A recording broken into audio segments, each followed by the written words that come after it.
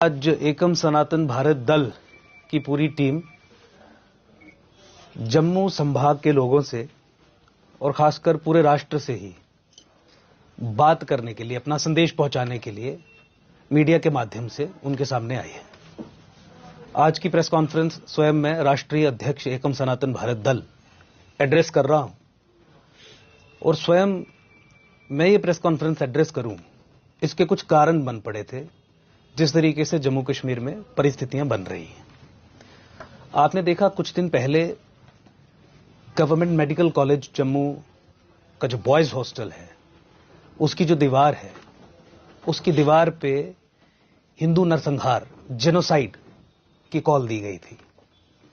सनातन मुर्दाबाद, इस्लामीकरण करना है, तरह तरह से कुछ स्लोगन्स लिखे गए थे, जिसके बाद जम्मू संभाग के लोगों ने, खासकर एकम सनातन भारत दल की टीम ने, ये सारी टीम है, बढ़ चढ़कर जब विरोध किया गवर्नमेंट मेडिकल कॉलेज के बच्चों ने जब अपनी आवाज उठाई, तो उसके बाद कुछ हरकत यहां की एडमिनिस्ट्रेशन ने की। वो केवल हरकत थी। हरकत के बाद इन्वेस्टिगेशन में क्या हुआ, कौन से वो बच्चे जो गवर्नमेंट मेडिकल कॉलेज में बैठ के जिहाद को चलाने का काम कर रहे हैं, उनकी शिनाख्त हुई, आइडेंटिफिकेशन हुई, नहीं हुई, इसके बारे में जम्मू संभाग के लोगों को कुछ पता नहीं। हिंदू जेनोसाइड की कॉल जम्मू की दीवारों पे और प्रीमियर इंस्टीट्यूशंस, एजुकेशनल इंस्टीट्यूशंस, जहां पे माना जाता है कि बहुत मेरिटोरियस और पढ़े लिखे लोग आते हैं, बहुत लिबरेटेड लोग आते हैं, वहां की ये घटना के बारे में मैं आपसे बात कर रहा हूं।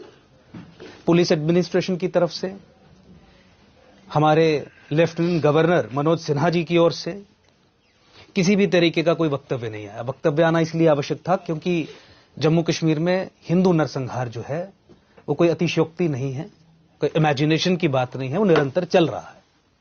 90 के दशक में कश्मीर से हिंदुओं का निष्कासन हुआ नरसंहार करके। उसके बाद आपने देखा कि टारगेटेड किलिंग्स के माध्यम से अभी भी लगातार जम्मू संभाग के हिंदुओं को धर्म के आधार पर मारा जा रहा है।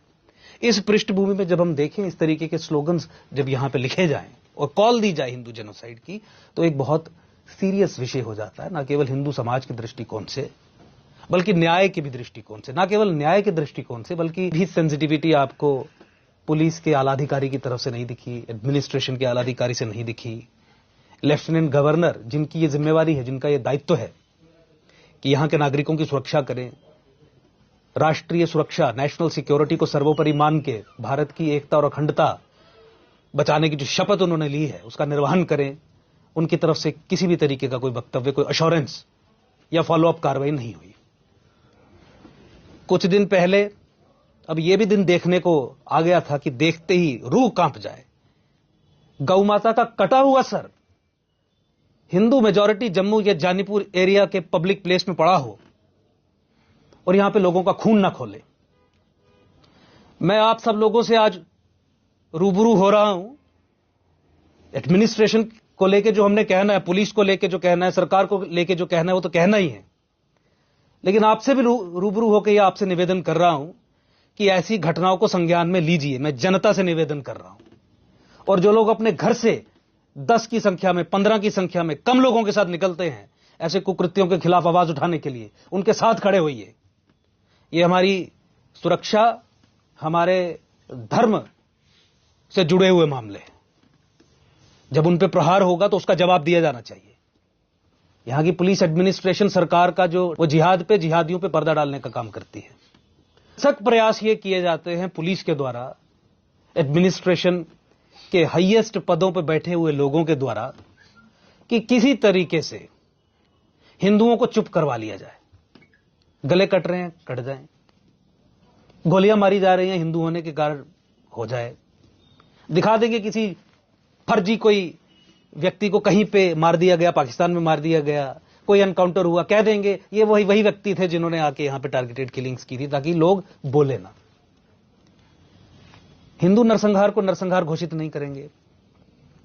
हिंदू नरसंहार को नरसंहार घोषित, आपने अंग्रेजी में वो इडियम सुना होगा, राइटिंग ऑन द वॉल। दीवार पे जो लिख दिया जाता है वो फलीभूत होता है, तभी कहा जाता है कि it is writing on the wall. और इसीलिए इसे सीरियसली लीजिए। आज मुख्यतः ये press conference Janipur police station में जो मुकदमा दायर हुआ है गौ हत्या के संबंध में, उसको लेके की जा रही है। ये इसकी एक पृष्ठभूमि थी कि सरकार का ट्रैक रिकॉर्ड क्या रहा है।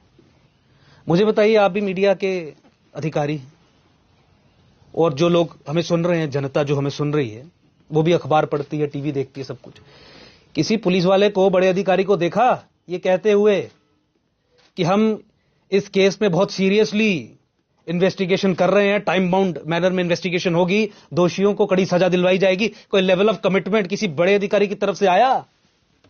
जहां बात हिंदू सेंसिटिविटीज की हो, जहां बात सनातन संस्कृति, सभ्यता, धर्म से जुड़ी हुई हो, इन लोगों को सांप सूंघ जाता है, ये मौन धारण कर लेते हैं।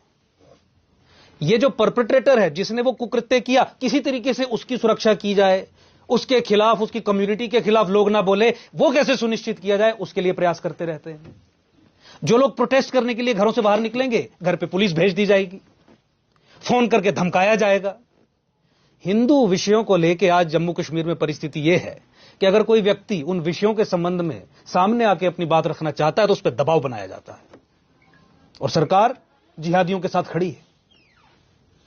आज इसी बात पे मैं जोर देना चाहता हूं। बात बहुत लंबी हो जाएगी अगर इनके जो कुकृत्य जम्मू कश्मीर में खासकर एलजी के लेवल से नीचे पूरी एडमिनिस्ट्रेशन तक के चल रहे हैं, उस पे करूं, बात लंबी होगी, टिविएशन। आज मैं लोगों से निवेदन करना चाहता हूं, गौ माता के लिए खड़े हो जाइए।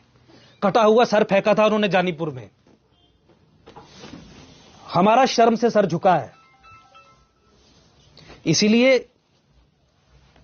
लोगों से निवेदन मैं ये कर रहा हूं कि जगह जगह निकलिए, सवाल पूछिए अपने नुमाइंदों से, सवाल पूछिए अपने आसपास के पुलिस वालों से, थानेदार से, सवाल पूछिए सरकार से। 370-35 के खात्मे से पहले गौ हत्या जम्मू कश्मीर में प्रतिबंधित थी, कानून था, बहुत ढीला कानून था। मैं जस्टिफिकेशन नहीं दे रहा हूं कि कानून था, गौ हत्या पर प्रतिबंध था, ढीला कानून था, कुछ नहीं होता था उस कानून के तहत। लेकिन 370-35 के खात्मे के बाद तो वो कानून भी खत्म हो गया, वो जो प्रतिबंध था गौ हत्या पे वो खत्म हो गया। हमने गुहार लगाई सरकार से, कानून बनाइए, बवाइन स्मगलिंग, काउ स्लॉटर के संबंध में सख्त कानून बनाइए। हाई कोर्ट की डिवीजन बेंच ने यहां के चीफ सेक्रेटरी को हिदायत दी, सरकार को हिदायत दी, कंसिडर करिए एक लेजिस्लेट करना। आज तक इन्होंने लेजिस्लेट नहीं किया। क्या मैसेज दिया भाजपा की सरकार ने? होम मिनिस्टर भाजपा के और उनके एजेंट एलजी यहां पे, उनकी एडमिनिस्ट्रेशन ने, कि गौ हत्या पे हम प्रतिबंध नहीं लगाएंगे, गौ हत्या को हम खुला छोड़ देंगे, लेजिस्लेटिव स्फीयर में कोई भी कर सकता है। आज पुलिस अधिकारी, बीच में बहुत अच्छे पुलिस अधिकारी भी जो बवाइन स्मगलिंग के इंसिडेंट्स में बड़ा पॉजिटिव रोल निभाते हैं, वो क्या करें? लेजिस्लेटिव फ्रेमवर्क की एब्सेंस में कौन सी सेक्शन लगाएं, किस तरीके से इन दरिंदों को सलाखों के पीछे भेजें? वो कोर्ट में जाके एक दिन में जमानत करा के ले आते हैं। कोई भी सेक्शन लगा दी जाए, कानून ही नहीं है। और कानून के साथ ही गौ माता के संरक्षण के संबंध में क्या किया जा रहा है? आज मस्जिदें मुसलमानों के पास हैं, चर्चे क्रिश्चियंस के पास हैं, धर्म के आधार पर जो पैसा इकट्ठा होता है वो उनके पास है, वो अपने काम के लिए, कन्वर्जन्स के लिए भी उस पैसे का इस्तेमाल करते हैं। हमारा माता वैष्णो देवी सरकार के पास है, 505 करोड़ रुपए एक साल के इकट्ठे होते हैं, 1 रुपया गौ माता के संरक्षण के लिए खर्च नहीं किया जाता सरकार के द्वारा। क्यों? क्योंकि फैसला उस बाबू को लेना है जो एक सेक्युलर ऑफिसर है, जो एक हिंदू इंस्टीट्यूशन को वहां पे एडमिनिस्टर और मैनेज कर रहा है। और जब हम इस संबंध में भी आवाज उठाते हैं तो आवाज दबाने का प्रयास किया जाता है। हिंदू सशक्तिकरण, सनातन संस्कृति, सभ्यता, धर्म से